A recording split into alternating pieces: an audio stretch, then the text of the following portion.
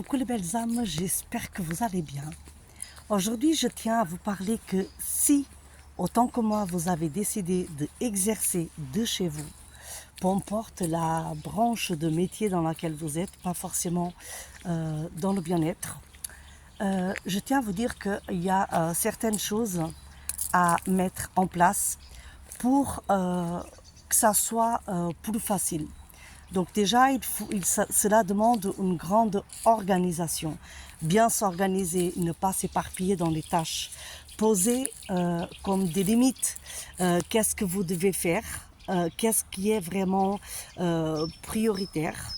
Donc quand je dis ne pas se perdre dans les tâches, parce que si vous commencez à rédiger quelque chose, ou si vous commencez une tâche et après vous vous rendez compte, ah non, il faut que je passe un appel téléphonique pour faire la réservation de la cantine de mon enfant. Imaginons que vous vous dites, ah, j'ai oublié de répondre à un mail de la maîtresse. En fait, si vous allez commencer à vous perdre entre votre activité professionnelle et votre activité personnelle, vous allez mélanger tous les pinceaux et ça va être plus compliqué à gérer.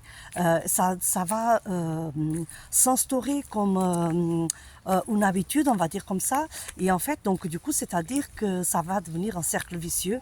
Et chaque fois que vous y pensez à quelque chose, donc vous allez quitter la tâche que vous êtes en train de faire pour passer d'une tâche à une autre. Et en fait, vous allez tout mélanger.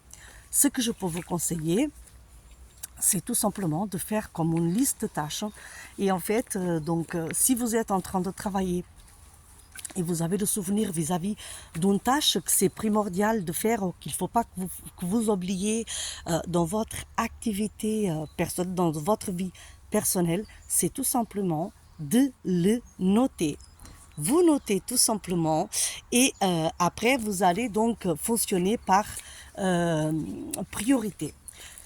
Et vice-versa, imaginons que vous êtes en train donc de vous faire une pause pour manger, vous avez un moment à vous et vous pensez à quelque chose, ah j'ai oublié par exemple de contacter telle cliente.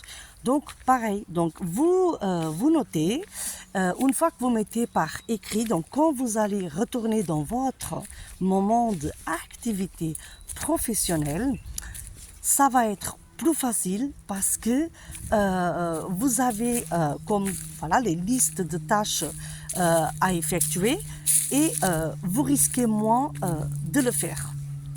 Donc du coup voilà, c'est quelque chose que je voulais partager avec vous. À savoir aussi donc que il y a de plus en plus de personnes qui décident de ne pas avoir de cabinet à l'extérieur de la maison. Il y a des gens de plus en plus qui priorisent aussi donc les consultations à distance. Je tiens à vous dire que en ce qui me concerne, de mon activité thérapeute holistique, la plupart de mes soins énergétiques et d'initiation en système de guérison se passent à distance. Il fonctionne très bien, j'ai de très bons retours. Et comment je m'organise? Donc je fixe une heure de rendez-vous. Donc on va dire que un moment avant, environ 30 minutes avant le soin énergétique ou l'initiation, je fais mon petit rituel, je nettoie ma pièce de soin. Et donc du coup, le moment du soin énergétique, je suis dans ma pièce de soins ou de l'initiation, je suis dans ma pièce de soins et en fait là, ça se passe entre moi et la cliente ou le client. Voilà, comme ça, je ne m'éparpille pas dans mes tâches. Une fois que c'est fini, j'ai un petit rituel de clôture aussi. Et à ce moment-là, donc quand tout s'est clôturé, quand j'ai eu la cliente au téléphone pour le retour du soin, à ce moment-là, on pourra dire que le soin il est clos et donc là, je pourrai retourner à mes activités personnelles et seulement après cela. Cela arrive aussi que, par exemple, la cliente, elle me dise, voilà, je suis disponible pour le soin, par contre, est-ce qu'on peut faire le retour plus tard? Dans ce cas-là, je prends le maximum de notes.